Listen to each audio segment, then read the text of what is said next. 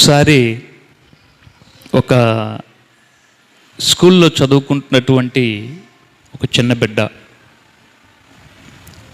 స్కూల్కి వెళ్తూ ఉన్నాడు. స్కూల్కి వెళ్తున్నప్పుడు ఆ చిన్న బిడ్డ బయలుదేరటానికి ముందు వాళ్ళ అమ్మగారు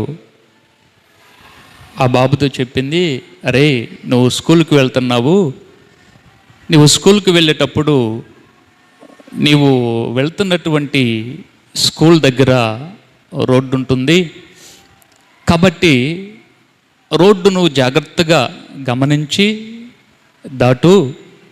రోడ్డుకి అటువైపు ఇటువైపు వెహికల్స్ వాహనాలు తిరుగుతూ ఉంటాయి కాబట్టి నీవు వెళ్ళినప్పుడు జాగ్రత్తగా వెళ్ళరా అని చెప్పి ఈ పిల్లోడికి చెప్పిందంట. వాడన్నంట, సరే మమ్మీ నువ్వు చెప్పినట్టుగా నేను జాగ్రత్తగా వెళ్తాను అని చెప్పి వెళ్ళిపోయాడు.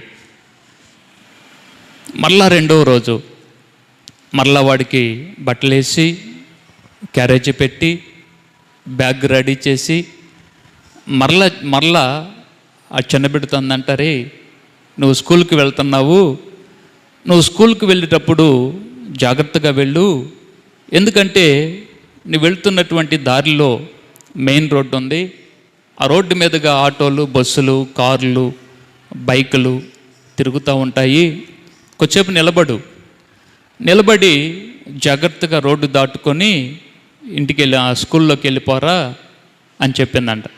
మళ్ళా అంట, సరే మమ్మీ నువ్వు చెప్పినట్టు నేను అంతే చేస్తాను అని చెప్పాడంట. మరలా తర్వాత రోజు మరలా వాడికి బ్యాగ్ ఇచ్చి బ్యాగ్ తగిలించి బట్టలేసి రెడీ చేసి మరలదే మాట చెప్పిందంట. వీడికి విని విసుకొచ్చిందంట.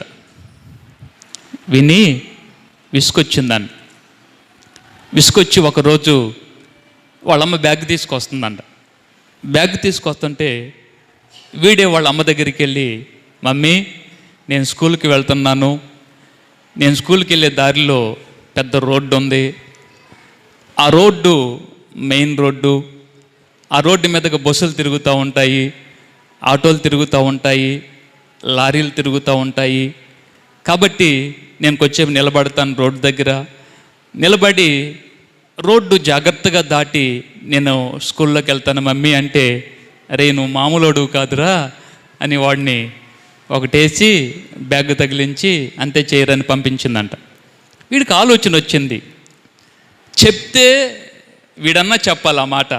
ఏ పాఠం ఇంటి దగ్గర, మమ్మీ నేను స్కూల్కి వెళ్తున్నాను, స్కూల్కి వెళ్ళే దారిలో రోడ్డు ఉంది, రోడ్డుని నేను క్రాస్ చేసేటప్పుడు జాగ్రత్తగా నేను క్రాస్ చేయాలి, కాబట్టి నేను దాటుకొని తప్పదా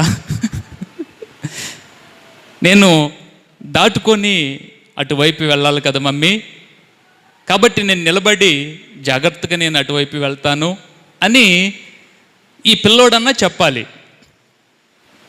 ఒకవేళ పిల్లోడు చెప్పకపోతే వాళ్ళ అమ్మన్నా చెప్పిద్ది ఆ మాట. ఇద్దరిలో ఈ పాఠము ఆమన్న అప్పచెప్పాలి లేదా వీడన్నా అప్పచెప్పాలి. వీడికి కంఠస్థం అయిపోయింది ఈ పాఠము. ఒకరోజు అడగాలనిపించింది వాళ్ళ అమ్మని. స్కూల్ నుంచి వచ్చాడు సాయంకాలము, స్కూల్ నుంచి వచ్చి చక్కగా ఫ్రెష్ అయిపోయాడు, భోజనం చేశాడు, వాళ్ళ అమ్మ దగ్గర పండుకొని మమ్మీ నేను నిన్న ఒక మాట అడుగుతాను నాకు చెప్తావా అని అన్నాడని. ఏంట్రా అడుగు అన్నాను. మమ్మీ రోజు స్కూల్కి వెళ్ళేటప్పుడు నువ్వు నన్ను అడుగుతావు ఒక మాట, అరే నువ్వు స్కూల్కి వెళ్తున్నావు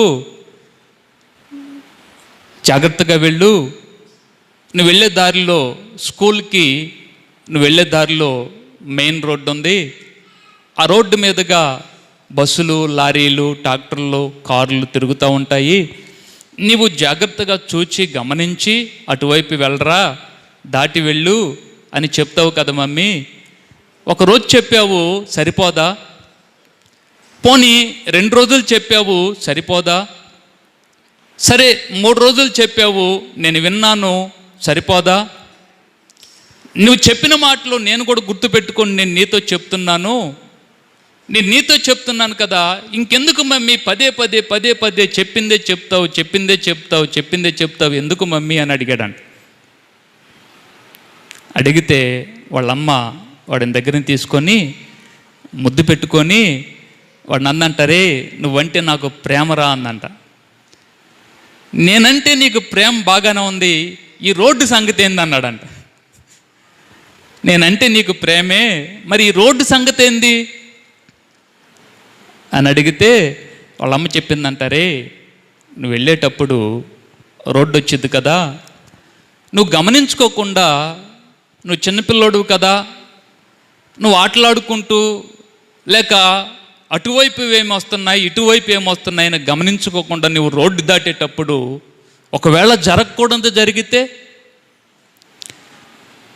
జరగకూడని ప్రమాదం జరిగితే, జరగకూడని సంఘటన ఏమన్నా జరిగితే నా కొడుకు ఏమైపోతాడోనని భయము, నా కొడుకు ఏమైపోతాడోనని బాధ. నువ్వు వెళ్తున్నావు కదా, నువ్వు వెళ్ళిపోయి మరలా ఇంటికి వచ్చే వరకు నా కొడుకు ఎప్పుడు వస్తాడు, నా కొడుకుని నేను ఎప్పుడు చూస్తాను, వాడు తిన్నాడో లేదో, వాడు ఎక్కడున్నాడో అని అనుక్షణము నా హృదయంలో నా మనసులో ఒకటే తపన, ఆందోళన, వేదన. నువ్వు మరలా కనబడే వరకు నేను ప్రశాంతంగా ఉండలేనురా అని చెప్తూ ఒక మాట చెప్పిందంట. నీవు ఎప్పటికైనా క్షేమంగా ఉండాలని నేను కోరుకుంటున్నాను, నీవు క్షేమంగా ఉండాలని నేను ఈ మాటలు నీకు చెప్తున్నాను రా అందంట అమ్మ. అని చెప్తూ తెలియకుండానే తల్లి కదా, ఆ తల్లి తన హృదయంలో ఉన్న ఆ అధికమైన కుమారుడి మీద ప్రేమతో చెప్పి ఆమె ఏడుస్తుంటే వీడు గట్టిగా వాళ్ళ అమ్మగారిని వాటేసుకొని వీడు కూడా ఏడ్చాడంట. మనుషులుగా పుట్టినటువంటి మనిషికి లేక స్త్రీకి కానీ పురుషుడు కానీ పిల్లల మీద అంత ప్రేమ ఉంటే దేవుడు ఇంకెంత ప్రేమించాలి మనల్ని. మన కంటికి కనబడుతున్నటువంటి ప్రేమ ఎలా ఉంటే, తల్లి గర్భములో రూపించబడక ముందే, అసలు మనం పుట్టకముందే, మనము భూమి మీద జన్మించక ముందే మన గురించి గ్రంథములో రాసినటువంటి దేవునికి ఇంకెంత ప్రేమ ఉండాలి మన మీద. తల్లిదండ్రులకి బిడ్డల మీద అంత మమకారం, అంత ప్రేమ ఉంటే దేవునికి ఇంకెంత ప్రేమ ఉండాలి.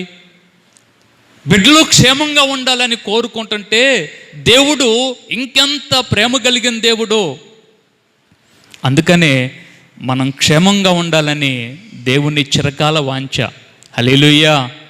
మనం క్షేమంగా ఉండాలి. దేవుడు కోరుకుంటాడు నీవు క్షేమంగా ఉండాలి. దేవుడు కోరుకుంటాడు నీవు బాగుండాలి.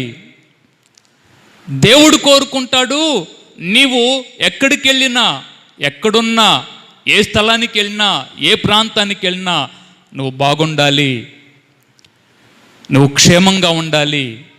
ఎక్కడికన్నా వెళ్ళు, ఉదయం నిద్ర లేచిన దగ్గర నుంచి మరలా ఇంటికి వచ్చే వరకు నువ్వు ఏ ప్రాంతానికి వెళ్ళినా, ఏ ప్రయాణం చేసినా, ఏ చోటికి వెళ్ళినా నువ్వు క్షేమంగా ఉండాలి, నువ్వు క్షేమంగా ఉండాలి, నువ్వు క్షేమంగా ఉండాలి. ఇది దేవుని యొక్క హృదయ వాంఛ. నీకు తెలుసా, దేవుడు పరిశుద్ధ గ్రంథంలో నువ్వు క్షేమంగా ఉండాలి అని కోరుకుంటూ రాసినటువంటి మాటలు చాలా ఉన్నాయి. ఈరోజు వాటిని నేను మీ ముందు పెట్టాలనుకుంటున్నాను. మనము భూమి మీద బ్రతుకు కాలంలో మనుషుడికి దేవుడు ఆయుష్నిచ్చాడు. మనుషుడికి దేవుడు సుఖంగా గడపటానికి కాలాన్ని ఇచ్చాడు. దేవుడు నీకు ఇచ్చినటువంటి ఆయుష్ కాలంలో, దేవుడు నీకు ఇచ్చినటువంటి కాలంలో నువ్వు క్షేమంగా ఉండాలంటే నువ్వేం చేయాలి? దేవుడు నీకు ఇచ్చినటువంటి ఆయుష్ కాలంలో నువ్వు బాగుండాలంటే నువ్వేం చేయాలి? నువ్వు క్షేమంగా ఉండాలి, నువ్వేం చేయాలో పరిశుద్ధ గ్రంథంలో నుండి వాటిని నేను మీకు తెలియచేస్తాను. జాగ్రత్తగా గుర్తుపెట్టుకోండి. నువ్వు క్షేమంగా ఉండాలి, అది దేవుని చిత్తమో. హల్లెలూయా, హల్లెలూయా. నువ్వు క్షేమంగా ఉండాలి, అది దేవుని సంకల్పమో. నువ్వు క్షేమంగా ఉండాలి, అది దేవుని ఉద్దేశమో. నీవు బాగుండాలి, అది దైవ చిత్తములో రాయబడినటువంటి మాట.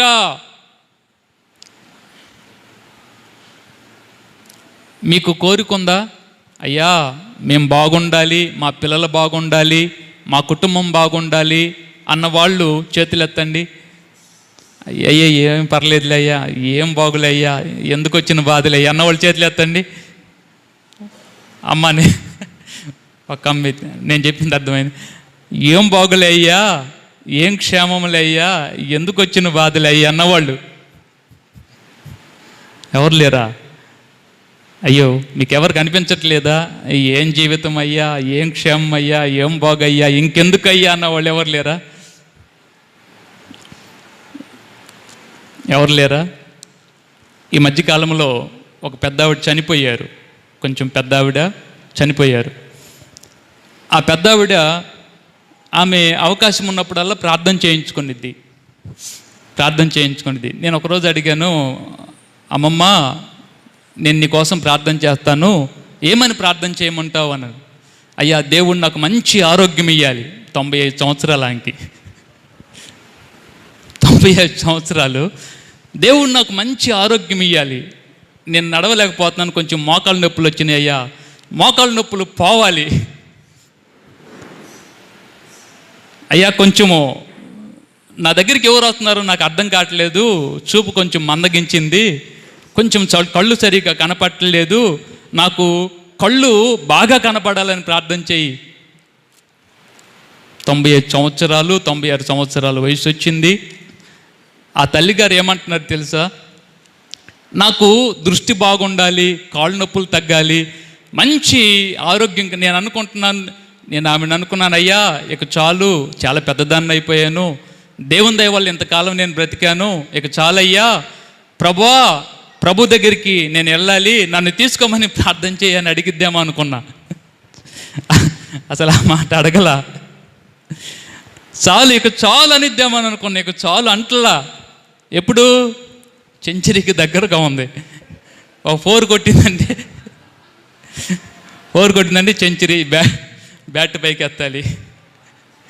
ఆ టైంలో కూడా అమ్మ అంటుంది, అయ్యో నాకు ఇంకా శక్తి కావాలంటే. నాకు అనిపించింది, నిజమే కదా, ఎవరైనా పెద్దవారైనా ఎవరైనా మేము బాగుండాలి. దేవుడు ఎప్పుడు తీసుకుంటాడో తర్వాత సంగతి, ఎప్పుడు ఈ భూలోకాన్ని మనం విడిచిపెడతాం తర్వాత సంగతి. మేము బాగుండాలి, మా బిడ్డలు బాగుండాలి, మా కుటుంబం బాగుండాలి అని కోరుకునేవారు అనేక మంది. దానినే మీ ముందు పెట్టబోతున్నాను. నీవు బాగుండాలంటే, నీ కుటుంబం బాగుండాలంటే, నీ బిడ్డలు క్షేమంగా ఉండాలంటే, నీవు క్షేమంగా ఉండాలంటే తప్పనిసరిగా ఇవి చేయాల్సిందే. నీవు బాగుండాలంటే, నీ కుటుంబం బాగుండాలంటే, నీ బిడ్డలు బాగుండాలంటే, నీ కుటుంబము క్షేమంగా ఉండాలంటే నువ్వు ఇవి చేయాల్సిందే. జాగ్రత్త. క్షేమంగా ఉండాలి అని నీకు ఆశ ఉందా? బాగుండాలి అని కోరుకుందా? నీవు చూస్తూ ఉండగా నీ బిడ్డలు, నీ కుమారులు, నీ కుమార్తెలు, వారి బిడ్డలు, నీ తదనంతరము నీ బిడ్డలు, వారి బిడ్డలు క్షేమంగా ఉండాలని కోరుకుంటున్నావా నీవు? అయితే నేను చెప్పే వాటిని నువ్వు చెయ్యి. చూద్దాం, బైబిల్లో నుండి వెళ్దాం. పరిశుద్ధ గ్రంథములో నుండి ద్వితీయోపదేశకాండము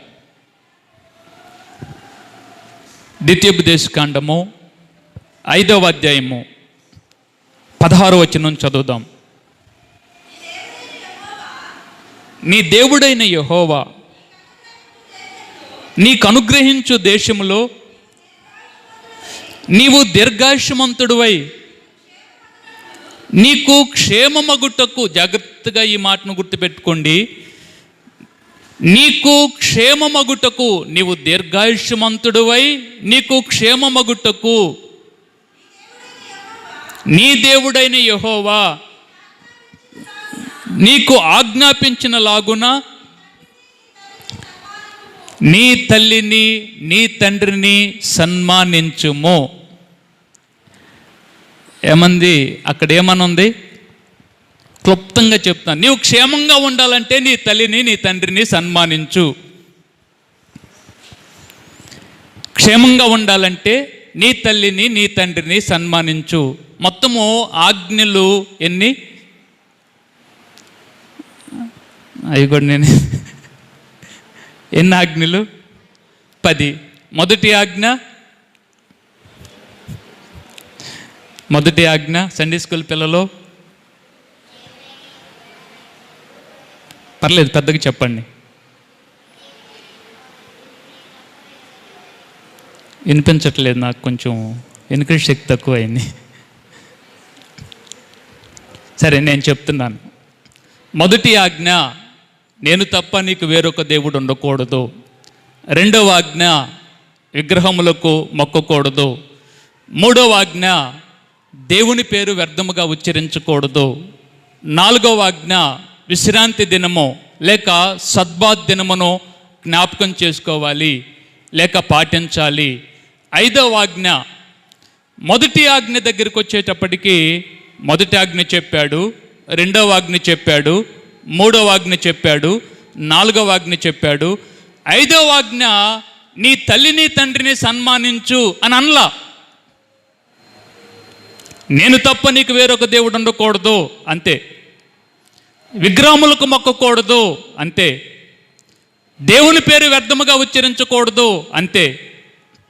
విశ్రాంతి దినమును పాటించండి అంతే. ఈ ఐదవ ఆజ్ఞ దగ్గరికి వచ్చేటప్పటికి నీవు దీర్ఘాయుష్మంతుడు అవ్వాలి, నీవు క్షేమంగా ఉండాలి అంటే అన్నాడు. మొదటి ఆజ్ఞ దగ్గర ఆ మాట అనలా. నేను చెప్పే మాట కంటే అపోస్తున్నటువంటి పౌలు ఈ మాట గురించి క్లియర్గా ఎఫెసీ పత్రిక 6వ అధ్యాయం 1-2 వచనాలు చెప్తాడు. ఎఫెసీ పత్రిక 6వ అధ్యాయము 1వ వచనము 2వ వచనం చదువుదాం. పిల్లలారా, ప్రభువునందు మీ తల్లిదండ్రులకు విధేయులయ్యుండుడి, ఇది ధర్మమే. జాగ్రత్తగా వినండి. నీకు మేలు కలుగునట్లు నీ తండ్రిని తల్లిని సన్మానింపుము, అప్పుడు నీవు భూమి మీద దీర్ఘాయుష్మంతుడొగుదువు అని చెప్తూ పౌలు అంటున్నాడు, ఇది వాగ్దానముతో కూడిన ఆజ్ఞలలో మొదటి ఆజ్ఞ. మొదటి ఆజ్ఞ ఏ ఆజ్ఞ తెలుసా? వాగ్దానముతో కూడిన ఆజ్ఞ. ఇది ఏ వాగ్దానమో? నీవు క్షేమంగా ఉంటావు, ఉండాలి అంటే నీ తల్లిని తండ్రిని సన్మానించు. నీవు దీర్ఘాయుష్మంతుడుగా ఉండాలంటే దాని అర్థం ఏంటంటే, నీవు ఎక్కువ కాలము ఆరోగ్యముతో ఆయుష్తో క్షేమంగా ఉండాలంటే నీ తల్లిని తండ్రిని సన్మానించు. క్లియర్గా బైబిల్లో రాయబడినటువంటి మాట ఇది. నిజంగా ఎంత అద్భుతమైన విషయం ఏంటంటే, మనము ఈ భూలోకంలో జన్మించటానికి దేవుని ప్రణాళిక అయితే, దేవుడు ఎన్నుకున్న పాత్రలో తల్లి తండ్రి. ఆ తల్లి తండ్రి ద్వారా నేను అనబడే వ్యక్తిని ఇక్కడున్నాను. ఆ తల్లి తండ్రి అనబడే వారి ద్వారా మీరు ఈ భూమి మీదకి వచ్చారు. అదే తల్లి తండ్రి ఒకవేళ వద్దనుకుంటే మనం ఉండేవాళ్ళం కాదు. తల్లి తండ్రి లేకుండా మనం ఈ భూలోకంలో జన్మించలేదు. తల్లి తండ్రి లేకుండా ఈ భూమి మీదకి మనము రాలేదు. అలాంటి తల్లి తండ్రి విషయంలో బైబిల్ చెప్తున్న మాట, నీవు క్షేమంగా ఉండాలంటే నీ తల్లిని తండ్రిని సన్మానించు. ఒకసారి ఒక ఇంటికి వెళ్ళాను నేను. ఒక ఇంటికి వెళ్తే ఆ ఇంటికి ప్రార్థన చేయటానికి రమ్మన్నారు. నా ఇంటికి వెళ్ళి కూర్చున్నాను. కూర్చున్న తర్వాత నన్ను పిలిచినటువంటి అన్నగారు వాళ్ళ అమ్మాయిని పిలిచాడు. అమ్మా, పాస్టర్ గారు వచ్చాడు, మంచినీళ్ళు తీసుకురమ్మా అన్నాడు. వెంటనే అమ్మాయి అంది, వస్తున్నాను డాడీ అంది. మంచినీళ్ళు తీసుకొచ్చి ఇచ్చింది. మరలా ఆయన పిలిచాడు. వాళ్ళ భార్య వచ్చింది. వాళ్ళ భార్య వచ్చి వందనాలు చెప్పింది. వందనాలండి అన్నాను. ఆమె అంది, అమ్మా పాస్టర్ గారు వచ్చాడు, టీ తీసుకురమ్మా అంది. తీసుకొస్తున్నాను మమ్మీ అంది. టీ తీసుకొచ్చింది. నేను మంచినీళ్ళు తాగాను, టీ తాగాను. నేను అన్నగారు తన్నానన్నా, మీకు 2 పిల్లలని చెప్పారు కదా, ఇద్దరు మగపిల్లలు అని చెప్పారు, అమ్మాయి ఉన్న సంగతి నాకు తెలీదు, అమ్మాయి కూడా ఉందా మీకు, ముగ్గురు పిల్లలన్నా అన్న. లేదయ్యా మాకు ఇద్దరు పిల్లలే అన్నాడు. నేను అనుకుని నేను వింటాం పొరపాటేమో, అమ్మాయి ఏమో మమ్మీ అంటుంది, డాడీ అంటుంది, నేను వింటాం పొరపాటుగా వింటున్నానేమో అనుకున్నా నేను. లేదన్నా ఇద్దరు పిల్లలు అన్నావు కదా, మరి ఏమనుకోవద్దు మీరు, ఇప్పుడు నాకు టీ తీసుకొచ్చినటువంటి ఆ చెల్లి డాడీ అంటుంది మిమ్మల్ని, అక్కనేమో మమ్మీ అంటుంది, ఏంటన్నా అన్న.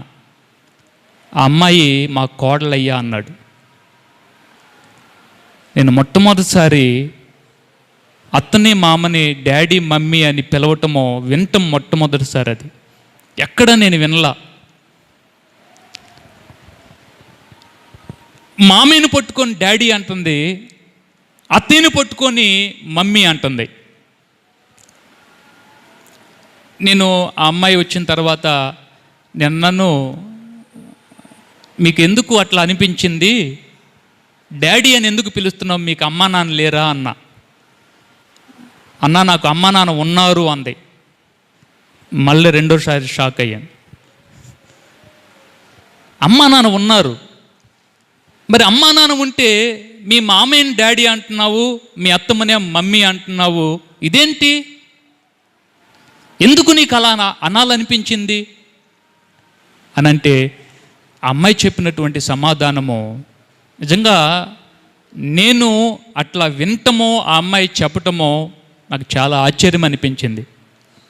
ఆ అమ్మాయి అంది, వివాహం కాకముందు నేను మా అమ్మా నాన్న దగ్గర పెరిగాను, వివాహం కాకముందు నాకు అమ్మా నాన్న వారు నాకు వివాహం చేశారు, పెళ్లి చేశారు. ఇప్పుడు నేను నా తల్లి నా తండ్రి ఇంటిని వదిలిపెట్టి ఇప్పుడు నేను వివాహం ఎక్కడ చేసుకున్నాను, నా భర్త ఇంటికి నేను వచ్చాను.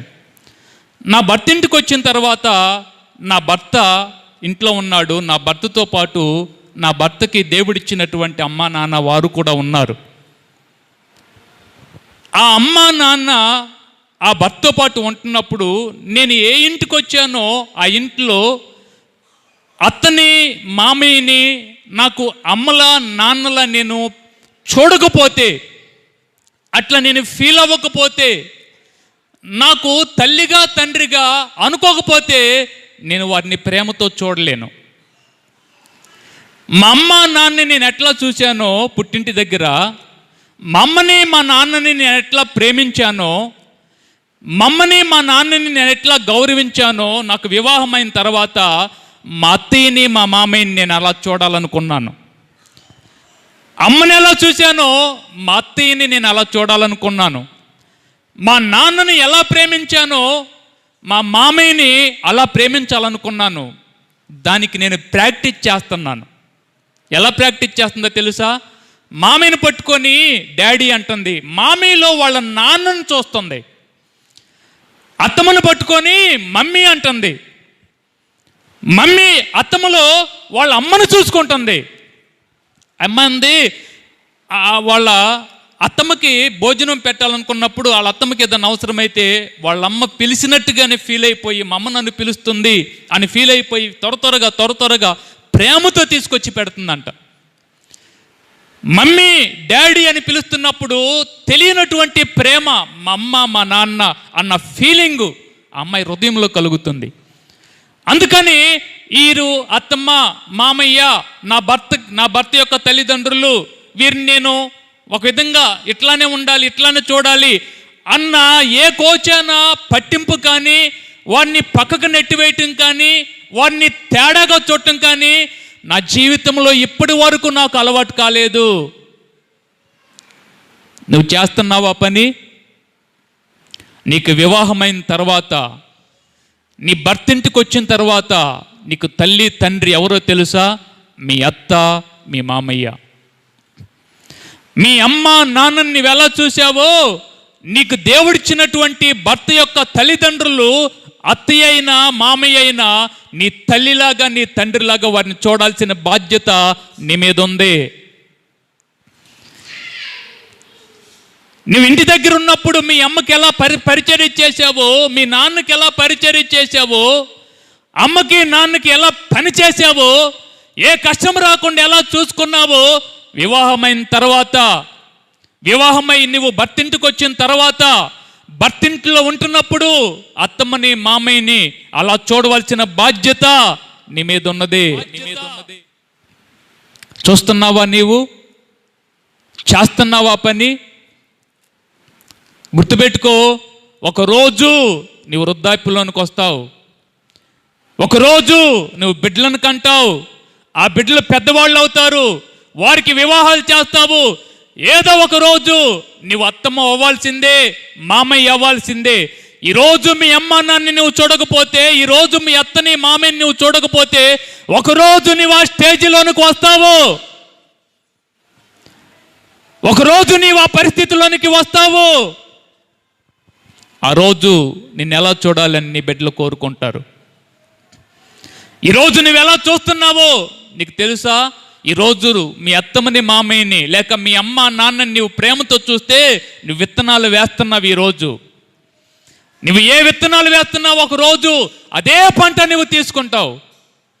అదే పంట దేవుడు నీ ఒడిలో నువ్వు వేస్తాడు. ఈరోజు మంచి వాటిని విత్తు, మంచి వాటిని విత్తు.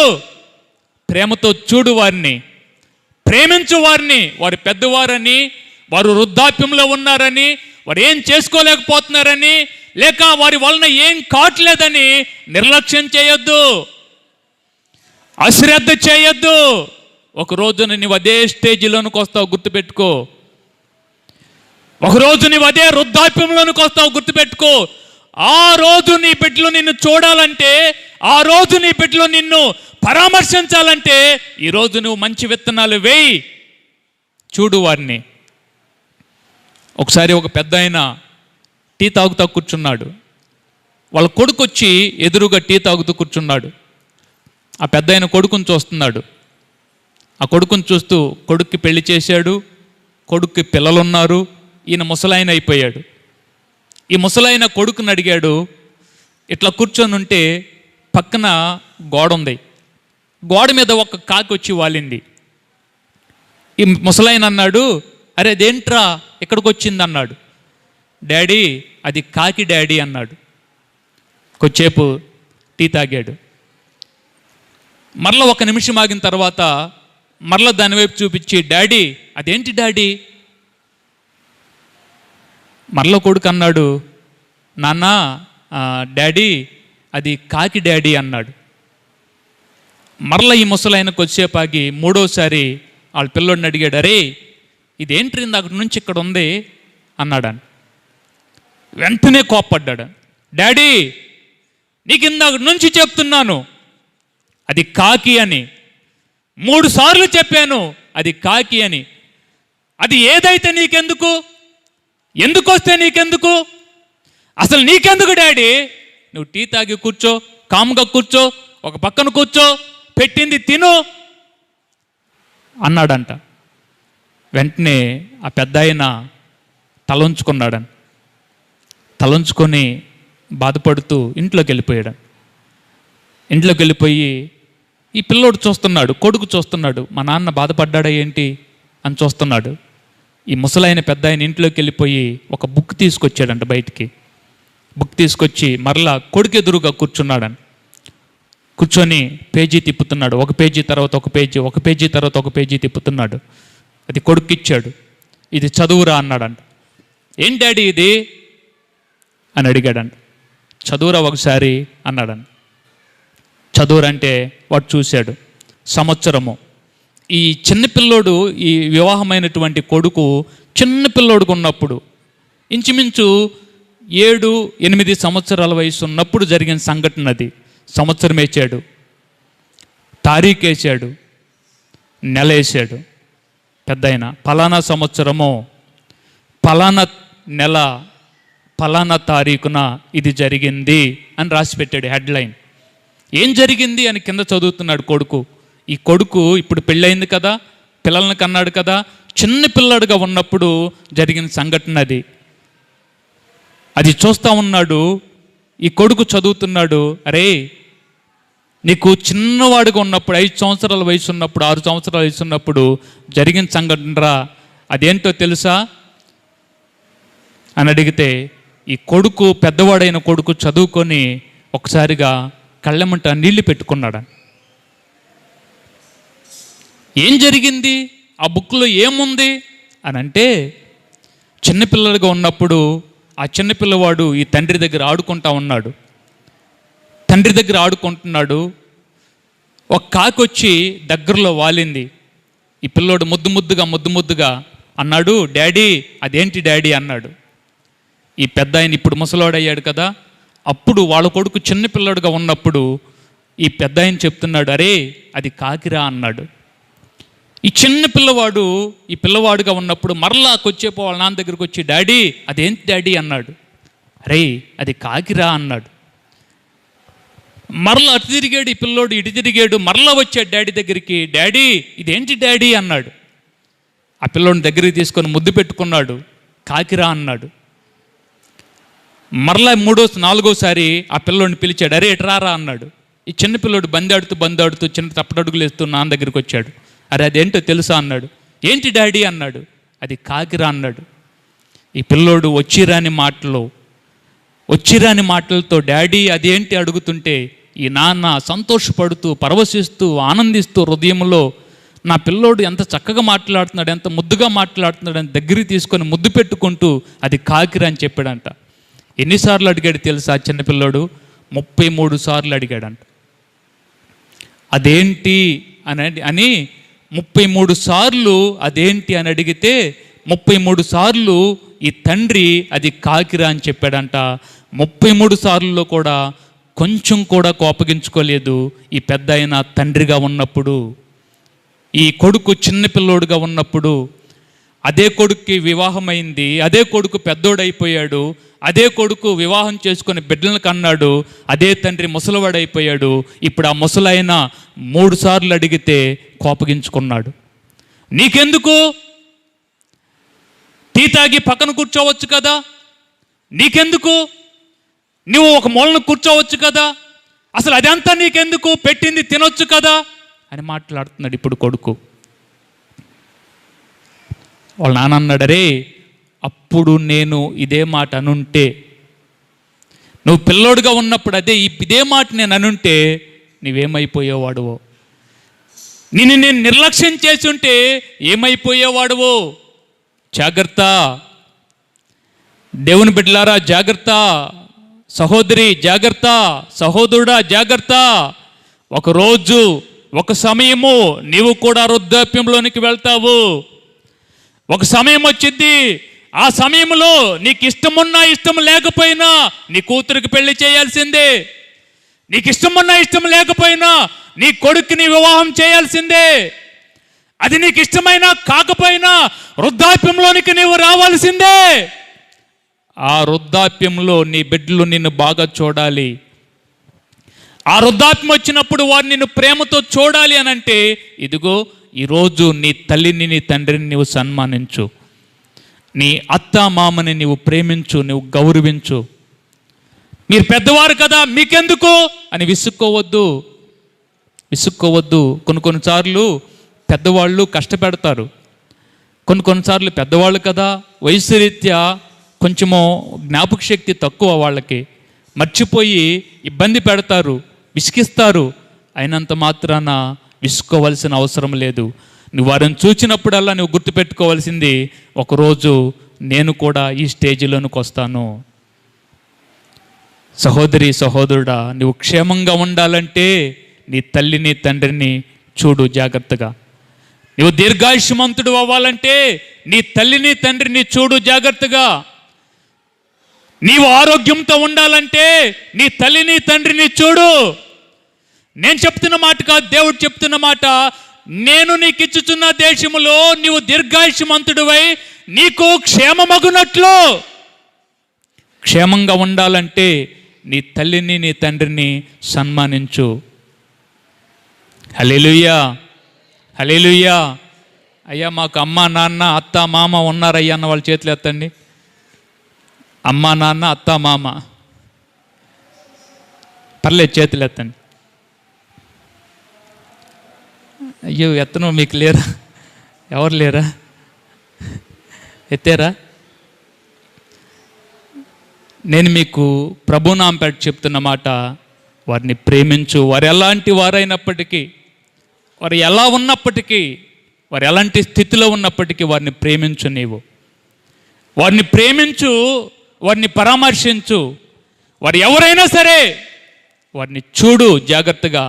ఒక దినము నీ జీవితంలో వేసిన పంట, వేసిన విత్తనాలు అవి పంటై పైరై ఒక దినమున నీవు కోస్తావు. ఈ రోజున మంచి వాటిని విత్తు, రేపు మంచిదాన్ని నువ్వు చూస్తావు. ఇది మొట్టమొదటిది. మనం క్షేమంగా ఉండాలంటే తల్లిని, తండ్రిని లేక అత్తామామని మనం ప్రేమించాలి, సన్మానించాలి, చూడాలి. ఇది మొదటిది. రెండవది చూద్దాం బైబిల్లో నుండి. రెండవది మనం ఏం చేయాలి క్షేమంగా ఉండాలంటే, ప్రసంగి గ్రంథము 8వ అధ్యాయము 12-13 వచనాలు. ప్రసంగి గ్రంథము 8వ అధ్యాయము 12-13 వచనాలు.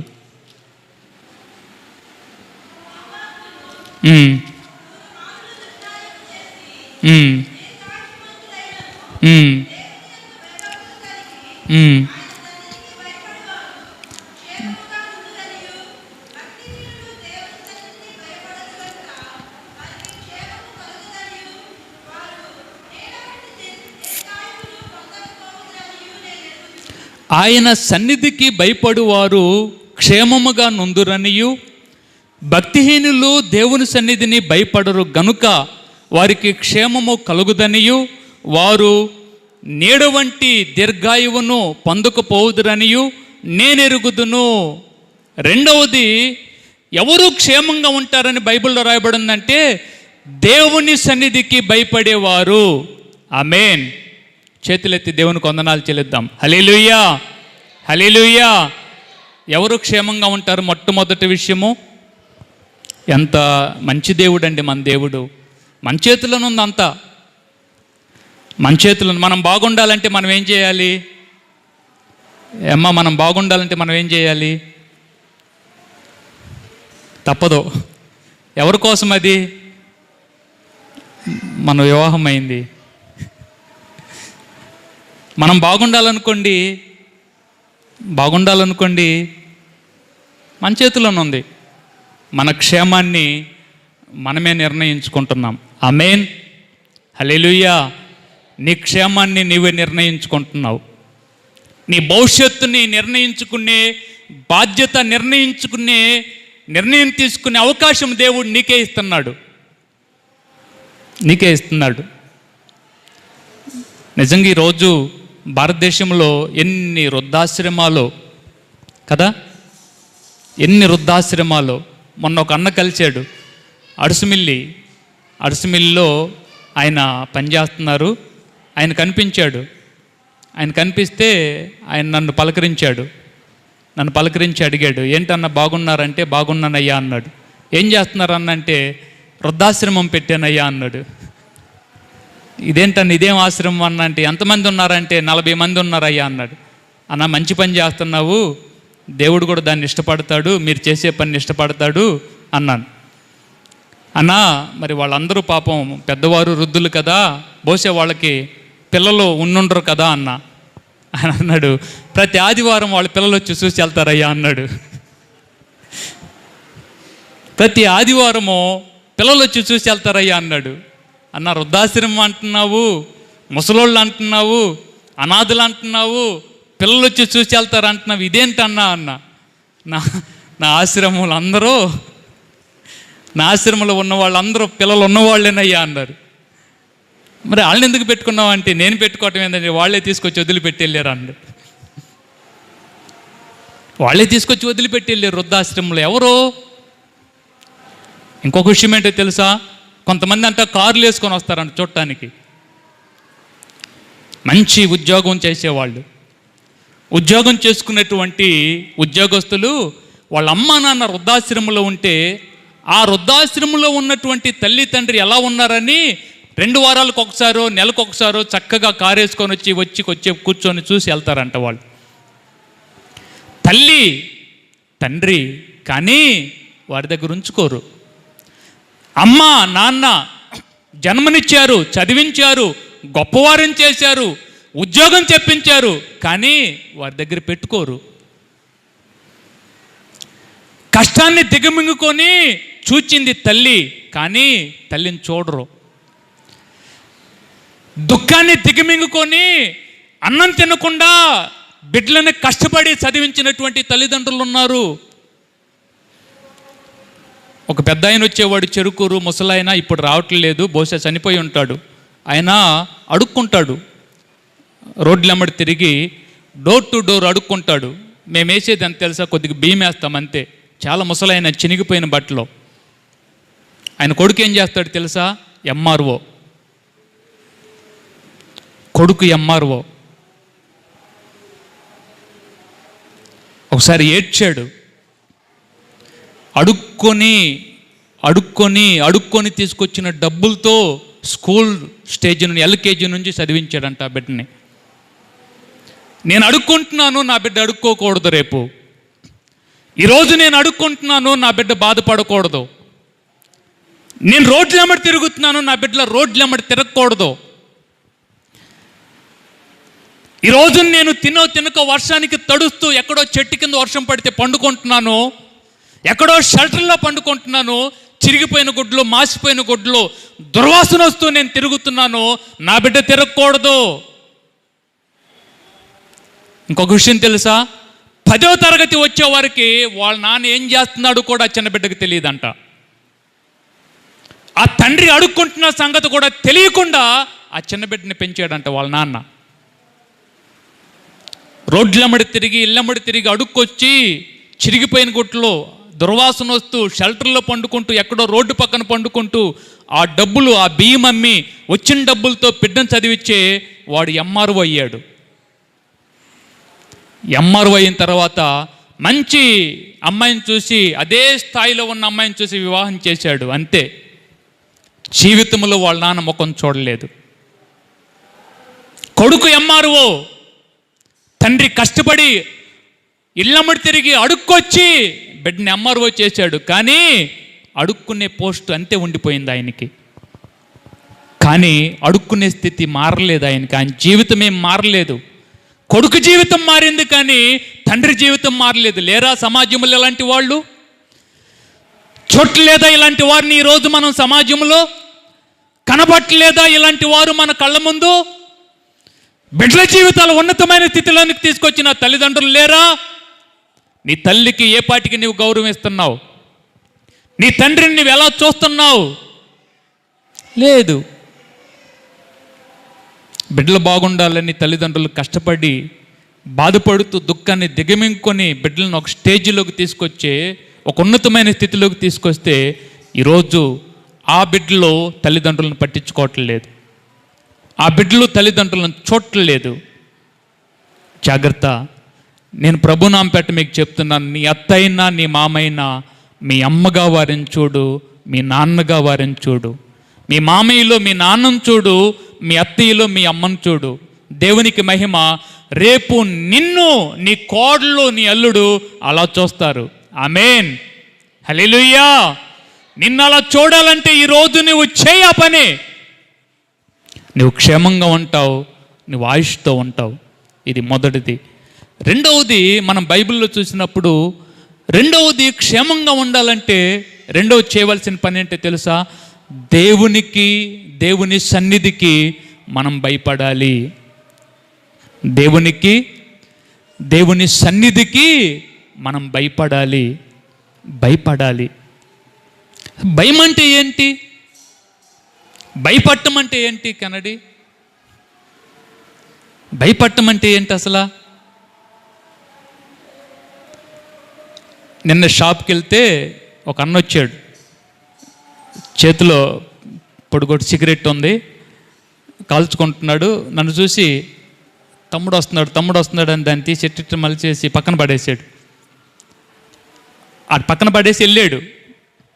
ఈ షాప్ అయినా నన్ను చూసి అడిగాడు, ఏంటని మిమ్మల్ని చూసి ఇప్పుడే కాల్చుకున్నాడు, అది పూర్తి అవ్వలేదు, ఇంకా ₹2 పెట్టుకున్నాడు, ఇంకా పూర్తి చేయలేదు దాన్ని అట్లట్టని పక్కన పడేసాడు, ఏంటి అని అన్నాడు. నేను అన్నాను, అయ్యా నేను ప్రార్థనకి వెళ్తాను, ఒకవేళ ఆ ఉద్దేశంతో ప్రార్థనకి వెళ్తాను కదా, మంచిది కాదు అన్న ఉద్దేశంతో దాన్ని అట్లా నలిపేసి పక్కన పడేసి ఉంటాడు అన్నా నేను. ఆయన అన్నాడు, మొత్తానికి మీరంటే కొంచెం భయం అనుకుంటండి ఆయనకు అన్నాడు. నేను భయం కాదండి, అది ఒక విధమైన అభిమానం ప్రార్థనకి వెళ్తామని. నో, భయం అంటే అది కాదు, భయం అంటే అది కాదు. దేవుని చర్చి దగ్గరికి వచ్చినప్పుడు నోట్లో పొక్కులు వచ్చి నీళ్లు పోసుకొని శుభ్రంగా సిగరెట్ పక్కన పడేసి నోట్లో నీళ్లు పోసుకొని పొక్కులు చూసి చర్చి దగ్గరికి వచ్చి చేతులు ఎత్తి లేరా? ఎప్పుడన్నా చూసారా మీరు? అమ్మా, చూసారు ఎప్పుడన్నా? నేను చాలామంది చూశాను. చర్చి దగ్గరికి వచ్చినప్పుడు ఇట్లా ఇట్లా నోట్లో అది పక్కన పడేసి ఇట్లా ఇట్లా అనుకొని ఇట్లా ఇట్లా అనేవాళ్ళు. నో, భయం అంటే అది కాదు. భయం అంటే ఏంటి? దేవునికి భయపడటం అంటే ఏంటి? దేవుని సన్నిధికి భయపడటం అంటే ఏంటి? ఆదికాండంలో చూస్తాం మనము, గమనించండి, 22వ అధ్యాయంలో ఆదికాండంలో అబ్రాహాముతో దేవుడు అంటాడు, నీకు ఒక్కడై ఉన్న నీ కుమారుణ్ణి ఇయ్య వెనుక తీయలేదు కనుక ఇందును బట్టి ఇందు మూలముగా నీవు దేవునికి భయపడువాడు అని నాకు అర్థమగుచున్నది. చూద్దాం ఆ మాట. 22వ అధ్యాయము, ఆదికాండం 22వ అధ్యాయము. ఆ చిన్నవాని మీద చెయ్యి వేయకము, ఏమీ చేయకము. 12వ వచనం, నీకు ఒక్కడై ఉన్న నీ కుమారుణ్ణి నాకు ఇయ్య వెనుక తీయలేదు కనుక నీవు దేవునికి భయపడువాడవని ఇందువలన ఇందువలన ఇందువలన ఇందువలన దేవునికి భయపడే వ్యక్తి దేవుని మాట వింటారు. దేవునికి భయపడేవారు, దేవుని సన్నిధికి భయపడేవారు దేవుని వాక్యం ఏం చెప్తుందో అది చేస్తారు. నీకు తెలుసా, యేసేపును పట్టుకొని పొతిఫర్ భార్య అంటుంది, యేసేపు ఎవరు లేరయ్యా ఇక్కడ, మనమే ఉన్నాం, ఎవరు లేరు, ఎవరు చోట్లేదు, నేనే యజమానురాల్ని, నేను చెప్పింది చేస్తే నువ్వు మంచిగా ఉంటావు, ఎవరు లేరు ఇక్కడ, యేసేపు నేను చెప్పింది చెయ్యి, నాతో పాపం చెయ్యి అంటుంటే యేసేపు అంటున్నాడు, ఇంత భయంకరమైనటువంటి పాపాన్ని నేను ఎట్లా చేసేది అని వస్త్రాన్ని, పై వస్త్రాన్ని ఆమె చేతిలో వదిలిపెట్టి అక్కడి నుంచి భయపడి బయటికి పారిపోయాడు. భయపడేవాడు ఎక్కడున్నా, ఏ స్థలంలో ఉన్నా దేవుడు నన్ను చూస్తున్నాడు, నేను చేసే పని దేవుడు చూస్తున్నాడని భయపడి పాపము చేయరు. నువ్వే స్థలంలో ఉన్నా, నువ్వు ఎక్కడున్నా, ఏ స్థలంలో ఉన్నా దేవుడు నిన్ను చూస్తున్నాడు. ఏ బజార్లో ఉన్నా దేవుడు నిన్ను చూస్తున్నాడు. ఏ పట్టణంలో ఉన్నా దేవుడు నిన్ను చూస్తున్నాడు. ఏ ఇంట్లో ఉన్నా దేవుడు నిన్ను చూస్తున్నాడు. నీ భార్య చూడకపోవచ్చు, నీ బిడ్డలు చూడకపోవచ్చు, నీ తల్లి చూడకపోవచ్చు, నీ తండ్రి చూడకపోవచ్చు, కానీ భూమి అయినా, ఆకాశమైనా, సముద్రమైనా, పర్వతాలైనా ఏది మరుగు లేకుండా ఉన్న సర్వశక్తిమంతుడైనటువంటి దేవుడు నిన్ను చూస్తున్నాడు, నిన్ను చూస్తున్నాడు. పాపం చేయటానికి భయపడు, పాపం చేయొద్దు, పాపం జోలికి వెళ్ళొద్దు, నీ జీవితాన్ని పాడు చేసే దాని జోలికి వెళ్ళొద్దు. ప్రసంగిలో సామెతల గ్రంథకర్త అంటాడు, ఒకడు ఒడిలో నొప్పులు ఉంచుకుంటే వాడి వస్త్రము కాలకుండునా? ఎవరన్నా ఒడిలో నొప్పులు వేసుకుంటే కాలకుండా ఉండిద్దండి? ఉండిద్దా? పాపము కూడా అలాంటిదే. ఏదో ఒక రోజు ఆ పాపము నీ వస్త్రాన్ని కాల్చివేసిద్ది, నిన్ను కాల్చివేసిద్ది. జాగ్రత్త, పాపం జోలికి వెళ్ళొద్దు. జాగ్రత్త, ప్రమాదకరమైంది అది. అది చిన్నదేగా, ఇది కొంచెమేగా అని అనుకోవద్దు నీవు. అది చిన్నదైనా, అది పెద్దదైనా పాపం జోలికి వెళ్ళొద్దు, పాపం జోలికి వెళ్ళొద్దు. యేసేపు భయపడుతున్నాడు దేవునికి. యేసేపు పొతిఫర్ భార్యతో అంటున్నాడు, నేను ఎట్లా చేసేది ఈ పాపాన్ని, అసలు నేను ఎలా చేసేది ఈ పాపాన్ని? ఎవరు యేసేపు? దేవుని యందు భయభక్తులు కలిగిన వాడు, భయభక్తులు కలిగి ఉంటే పాపం చేయకూడదా? నో. దేవుని యందు భయభక్తులు కలిగిన వాడు, దేవునికి భయపడేవాడు పాపము చేయడు, పాపం జోలికి వెళ్ళడు.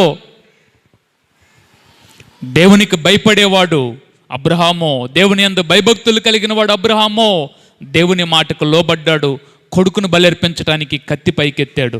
దేవుడు అంటున్నాడు, దీనిని బట్టి నువ్వు దేవునికి భయపడేవాడు అని నాకు తెలుస్తుంది. నువ్వు దేవునికి భయపడు, దేవుని సన్నిధికి భయపడు, నువ్వు క్షేమంగా ఉంటావు. అర్థమైందా మీకు? నువ్వు దేవునికి భయపడితే, దేవుని సన్నిధికి భయపడితే, ఇది పాపము, ఇది నాకొద్దు, ఇది నా జీవితాన్ని పాడు చేసిద్ది, ఇది నా కుటుంబాన్ని పాడు చేసిద్ది, ఇది నా భార్యాభర్తల మధ్య సమాధానం లేకుండా చేస్తుందని దాని నుండి దూరం అవ్వు. నీవు తెలుసా? నీకు నీ జీవితాన్ని ఏది పాడు చేస్తుందో నీకు తెలుసా? నీ కుటుంబాన్ని ఏది పాడు చేస్తుందో నీకు అర్థమవుతుందా? భార్యాభర్తల మధ్య సమాధానం లేకుండా చేస్తుంది ఏంటో నీకు తెలుస్తుందా? వెళ్ళొద్దు, దాని జోలికి వెళ్ళొద్దు. నీ హృదయంలో సమాధానం లేకుండా చేస్తుంది ఏంటో తెలుసా? ఆ పాపం జోలికి వెళ్ళొద్దు. నీవు ఆ పాపాన్ని కన్నెత్తైనా చూడొద్దు. జాగ్రత్త, నీ వస్త్రములో నిప్పులుంచుకుంటే కాలిపోతావు. నీవు పాపాన్ని నువ్వు ముట్టుకుంటే, పాపం జోలికి నీవు వెళ్తే, ఏదో ఒకరోజు ఆ పాపం నిన్ను కాల్చివేసిద్ది, ఏదో ఒకరోజు ఆ పాపం నిన్ను నాశనం చేసిద్ది. దాని జోలికి వెళ్ళొద్దు, దాన్ని ముట్టుకోవద్దు, దాని వైపు చూడొద్దు. నువ్వు దేవుని యందు భయభక్తులు కలిగి ఉండు, దేవునికి భయపడు, దేవుని సన్నిధికి భయపడు. నేను చెప్తున్న మాట కాదు, బైబిల్ చెప్తున్న మాట. నువ్వు అలా భయపడితే నువ్వు క్షేమంగా ఉంటావు. నువ్వు భయపడితే నీ కుటుంబము క్షేమంగా ఉండిద్ది, నీ బిడ్డలు క్షేమంగా ఉంటారు, నీ తదనంతరము నీ బిడ్డలు కూడా, వారి బిడ్డలు కూడా క్షేమంగా ఉంటారు దేవునికి నీవు భయపడినప్పుడు. ఎంత అద్భుతమైనటువంటి విషయాలండి. మనల్ని ప్రేమించి దేవుడు కోరుకుంటున్నాడు, అయ్యా అమ్మా మీరు క్షేమంగా ఉండాలి, మీరు బాగుండాలి, మీరు క్షేమంగా ఉండండి, మీరు బాగుండండి, ఆరోగ్యంతో ఉండండి. ఇదే కదండి దేవుడు అడుగుతున్నాడు మనల్ని. మనం బాగుండాలనే కదా దేవుడు అడుగుతున్నాడు, మనం క్షేమంగా ఉండాలని కదా దేవుడు అడుగుతున్నాడు. దానికి నీవు చేయాల్సింది, నీ తల్లిని, నీ తండ్రిని, లేక నీ అత్తని, నీ మామని నువ్వు ప్రేమించు, సన్మానించు, వారిని పరామర్శించు, వృద్ధాప్యంలో వారిని విడిచిపెట్టొద్దు, వారిని చూడు, నువ్వు క్షేమంగా ఉంటావు. 2, నువ్వు క్షేమంగా ఉండాలి అంటే దేవునికి భయపడు, దేవుని సన్నిధికి భయపడు, దేవుణ్ణి ప్రేమించు, పాపాన్ని విడిచిపెట్టు, పాపం జోలికి వెళ్ళొద్దు, పాపాన్ని ముట్టుకోవద్దు. ఏదో ఒకరోజు అది నీకు ప్రమాదకరమైనదిగా మారిద్ది. అది చిన్నదే కదా అని చేయొద్దు ఆ పని. జాగ్రత్త. 3వ వాక్యాన్ని చదివించి ప్రార్థన చేస్తాను. మనము క్షేమంగా ఉండాలంటే మనం ఏం చేయాలి? మనము క్షేమంగా ఉండాలంటే మనం ఏం చేయాలి? ద్వితీయోపదేశకాండము 4వ అధ్యాయము 40వ వచనము. ద్వితీయోపదేశకాండము 4వ అధ్యాయము 40వ వచనం చదవండి. నీకును నీ తర్వాత నీ సంతానపు వారికిని క్షేమము కలుగుటకై దేవుడైన యెహోవా సర్వకాలము నీకిచ్చుచున్న దేశములో నీవు దీర్ఘాయుష్మంతుడు వగనట్లు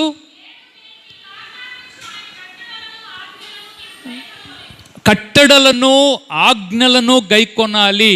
నేను చదివించినటువంటి ప్రతి భాగములో నీకు క్షేమమగునట్లు అని రాయబడి ఉంది. నీకు క్షేమమగునట్లు, నీవు క్షేమంగా ఉండునట్లు. ఇక్కడేమని తెలుసా? నీకు క్షేమమగునట్లు దేవుని కట్టడలు, దేవుని ఆజ్ఞలు పాటించాలి. మరొక వాక్యం చూడండి, ద్వితీయోపదేశకాండము 5వ అధ్యాయం 29వ వచనం. 5వ అధ్యాయము. వారికిని వారి సంతానమునకును నిత్య నిత్యము క్షేమము కలుగునట్లు వారు నా యందు భయభక్తులు కలిగి నా ఆజ్ఞలన్నిటినీ అనుసరించు మనసు. అబ్బా, హల్లెలూయా! చేతులెత్తి దేవునికి వందనాలు చెల్లిద్దాం. హల్లెలూయా! దేవుని కొరకు చూడండి, అసలు ఈ మనస్సు ఉంటే ఎంత బాగుండిద్దో. దేవుడు అంటున్నాడు, క్షేమంగా ఉండాలంటే వారు నా ఆజ్ఞలు, నా కట్టడలు, నా విధులు పాటించే మనసు వారుకుంటే ఎంత బాగుండో. కానీ అదే చెయ్యం మనం, అదే చెయ్యం. ఏది చేయొద్దని దేవుడు కోరుకుంటాడో దాని జోలికే మనం వెళ్తాం, దాని వైపుకే మనం వెళ్తాం, దానినే మనం చూస్తాం. హల్లెలూయా! జాగ్రత్త పడదాం, జాగ్రత్తగా ఉందాము, జాగ్రత్తగా భయభక్తులు కలిగి దేవునికి, దేవుని వాక్యానికి మనము లోబడదాము. మొదటిది, మనం క్షేమంగా ఉండాలంటే ఒకటి, తల్లిని, తండ్రిని లేక అత్తని, మామని సన్మానించాలి, చూడాలి, ప్రేమించాలి, పరామర్శించాలి. 2, క్షేమంగా ఉండాలి ఈ భూమి మీద మనము అంటే మనం చేయాల్సిన పని. రెండవది, దేవునికి, దేవుని సన్నిధికి మనం భయపడాలి. భయపడి పాపం జోలికి మనం వెళ్ళకూడదు, పాపాన్ని విడిచిపెట్టాలి. మూడవది, ఆయన కట్టడలు, ఆయన విధులు, ఆయన ఆజ్ఞలు మనం పాటించాలి. అలా చేస్తే భూమి మీద మనం క్షేమంగా ఉంటాం. ఆమేన్, హల్లెలూయా! దేవుడు మిమ్మల్ని, మీ కుటుంబాలని, మీ బిడ్డలను ఆ విధంగా క్షేమంగా కాపాడును గాక. ఆమేన్. క్షేమంగా దేవుడు మిమ్మల్ని కాపాడును గాక. క్షేమంగా దేవుడు మిమ్మల్ని కాచునుగాక. క్షేమంగా మీరుందురుగాక. అందుకు ఈ 3 పనులు మనము వదిలివేయుదుముగాక. ఈ 3 మనము అవి పట్టుకొని ప్రభువా నన్ను క్షేమంగా కాపాడని అనాల్సిన అవసరం లేదు. ఈ 3 చెయ్యి, క్షేమము నీ వెంటొచ్చిద్దంతే. ఈ 3 పట్టుకో, ఈ 3 పనులు నువ్వు చెయ్యి, క్షేమము నిన్ను వెంబడించిద్ది, క్షేమము నీతో వచ్చిద్ది. నువ్వు అడగాల్సిన అవసరం లేదు, క్షేమంగా నీవు ఉంటావు అంతే. అది బైబిల్ చెప్తున్న మాట. ప్రార్థన చేద్దాము, తలలు వంచండి. ఒకసారి మీరున్న స్థలాల్లోనే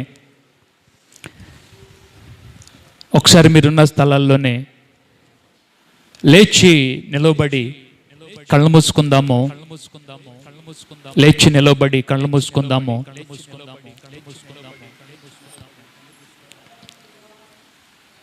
కొద్ది నిమిషాలు ప్రార్థనలోనికి వెళ్దాం. మనము ప్రార్థన చేద్దాము. ఎంత ప్రేమండి దేవునికి, ఎంత ప్రేమిస్తున్నాడు దేవుడు మనల్ని. అయ్యో, ఎంత ఇష్టమో దేవునికి నీవంటే.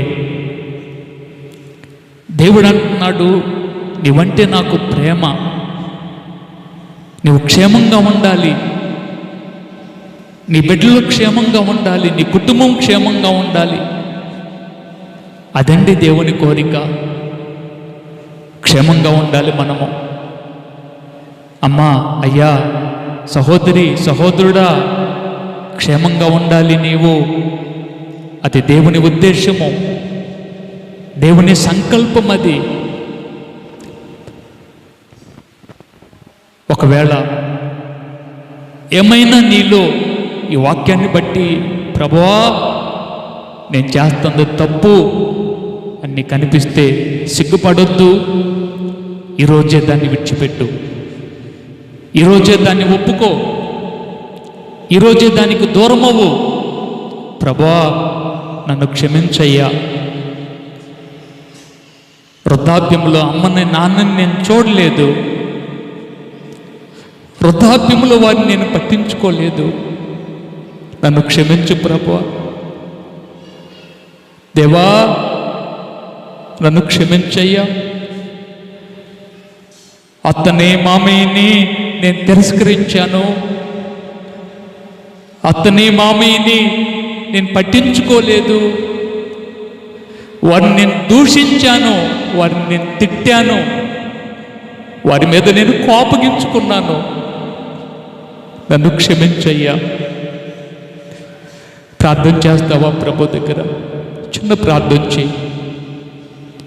నేను ఒక పాట పాడుతూ ఉంటాను. ప్రభు దగ్గర చిన్న ప్రార్థనతో ప్రభువా నన్ను క్షమించు అని దేవుని దగ్గర క్షమాపణ కోరుకుందాం. అమ్మా నువ్వు బాగుండాలని కదా దేవుడు నీకు ఈ మాటలు చెప్తున్నాడు. నువ్వు క్షేమంగా ఉండాలని కదా దేవుడి మాటలు నీకు తెలియచేస్తున్నాడు. దేవుని దగ్గర ఒప్పుకుందామా? ఒప్పుకొని ప్రభు దగ్గర ప్రార్థన చేద్దాము. దేవునికి భయపడు, దేవుని సన్నిధికి భయపడు, పాపాన్ని విడిచిపెట్టు, పాపముల నుండి బయటకు రా, దాని జోలికి వెళ్ళొద్దు.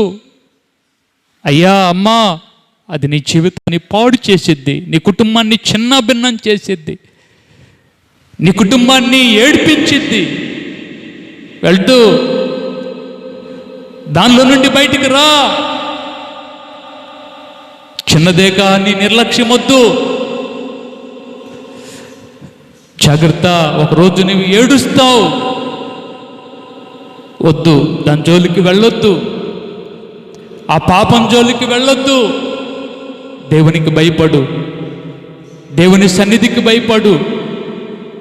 చూచే దేవుడు ఉన్నాడు, ఆయన చూస్తున్నాడు అని భయపడు. దేవునికి భయపడు, భయపడు దేవునికి. దేవుని కట్టడలు, దేవుని విధులు, దేవుని ఆజ్ఞలు నీకోసమే కదా. అవి పాటించు, నువ్వు క్షేమంగా ఉంటావు. వాటిని అనుసరించు, నువ్వు క్షేమంగా ఉంటావు. నీ హృదయంలో పెట్టుకో వాటిని, నువ్వు క్షేమంగా ఉంటావు. ప్రార్థన చేద్దామా? ఒక్క నిమిషము ప్రార్థన చేయి, ఒక్క నిమిషము ప్రభు దగ్గర. నేను ఈ పాట పాడుతూ ఉన్నప్పుడు సహోదరి సహోదరుడా ప్రార్థన చేయి. ఒకవేళ ఇప్పటి వరకు నీవు అలా చేసి ఉంటే, ఇదిగో నీ కళ్ళెదుట మీ అమ్మని, మీ నాన్నని, నీ కళ్ళెదుట వృద్ధాప్యంలో ఉన్న అత్త మామ, వారిని ఒకవేళ నీ జీవితంలో పట్టించుకోకుండా నిర్లక్ష్యం చేసి ఉంటే వద్దు, వదిలేసేదాన్ని. ప్రభువా నన్ను క్షమించయ్యా, వారిని నేను దూషించాను, వారిని నేను తిట్టాను, వారి మీద నేను కోపగించుకున్నాను, నన్ను క్షమించయ్యా అని ప్రార్థన చేస్తావా? ప్రార్థన చేయి ప్రభు దగ్గర. నాకున్నదంతా నీవే కదయ్యా, నన్ను సృజించిన నా యేసయ్యా. నాకున్నదంతా నీవే కదయ్యా, నన్ను సృజించిన నా యేసయ్యా. ఏమున్నది అని అతిశయించను, ఏమున్నది అని అతిశయించను. బ్రతుకుచున్నది నీ దయ వల్లనే, ఏమున్నది అని అతిశయించను. బ్రతుకుచున్నది నీ దయ వల్లనే. నా యేసయ్యా నాకున్న ఆశ నీవేనయ్యా.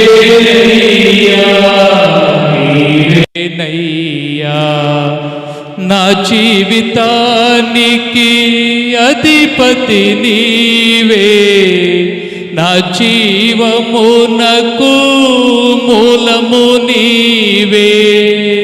నా జీవితానికి అధిపతి నీవే, నా జీవమునకు మూలము నీవే. నా యాత్రకు ఊపిరి నీవే, నా యాత్రకు ఊపిరి నీవే. నన్ను నడిపించే కాపరి నీవే. నా జీవితానికి అధిపతి నీవే, నా జీవమునకు మూలము నీవే. ప్రార్థన చేద్దాం. పరిశుద్ధుడు అయిన తండ్రి యేసు ప్రభువా, మీకు వందనాలు చెల్లిస్తున్నాను నాయనా. అయ్యా, మేమంటే మీకు అమితమైన ప్రేమ, మేమంటే మీకు ఇష్టం ప్రభువా. అందుకనే మేము క్షేమంగా ఉండాలని మీరు కోరుకుంటారు, అందుకనే మేము బాగుండాలని మీరు కోరుకుంటారు, అందుకనే ఈ భూమి మీద మా జీవితాలు సుఖంగా ఉండాలని మీరు కోరుకుంటారు ప్రభువా.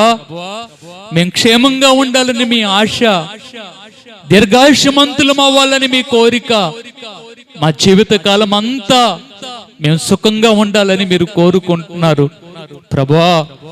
అందుకు మేమేం చేయాలో మీ లేఖనాల్లో నుండి మీరు సెలవిచ్చారు. మా తల్లిని తండ్రిని మేము సన్మానించినప్పుడు మేము క్షేమంగా ఉంటామని, మీకు భయపడినప్పుడు, మీ సన్నిధికి భయపడినప్పుడు మేము క్షేమంగా ఉంటామని, మీ కట్టడలు విధులు మీ ఆజ్ఞలు మా హృదయంలో ఉంచుకున్నప్పుడు, వాటిని పాటించినప్పుడు మేము క్షేమంగా ఉంటామని మీ వాక్యం ద్వారా మేము తెలుసుకున్నాం ప్రభువా. మా జీవితంలో అలాంటి కృప సమృద్ధిగా మాకు అనుగ్రహించి మీ చిత్తములో రాబో కాలములో క్షేమాన్నిచ్చి మేలు చేయమని నజరేయుడైన యేసుక్రీస్తు నామం పేరట ప్రార్థన చేస్తున్నాను తండ్రి. ఆమేన్. ఆమేన్. మంచిది, కూర్చుందాం.